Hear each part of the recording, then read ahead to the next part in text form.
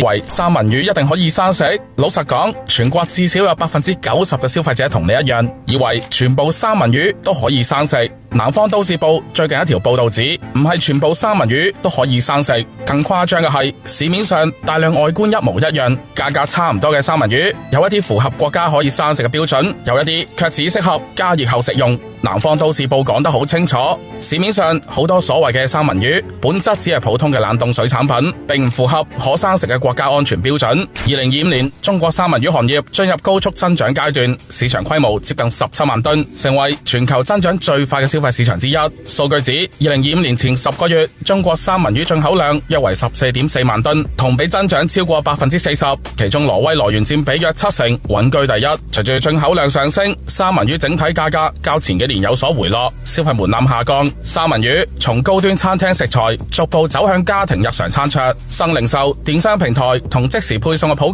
及，使刺身即食三文魚消費場景明顯增加。消費者對刺身級可生食嘅認知仍然存在明顯信息差。你喺街市或者超級市場甚至線上平台買翻嚟嘅三文魚，顏色橙紅，切得好靚，甚至真空包裝，你就默認開袋即食。但現實係，真正可生食嘅三文魚必須符合國家標準 GB10136。GB10136 代表乜嘢？代表對原料來源有要求，對寄生蟲控制有明確規定，對冷凍處理、冷鏈過程有硬指標，對微生物安全檢測全部都係底線。一句講晒，冇 GB10136 就唔可以隨便生食。南方都市報記者分別喺泡泡超市以及其他平台購買三文魚作對比。泡泡可生食三文魚明確標注執行 GB10136， 其他平台雖然部分產品係刺身級，但細體標籤並非 GB10136。某會員超市早期部分三文魚產品標注開袋即食，依家好多已經改成需加熱後烹飪食用。泡泡超市上購買嘅三文魚顏色橙紅自然，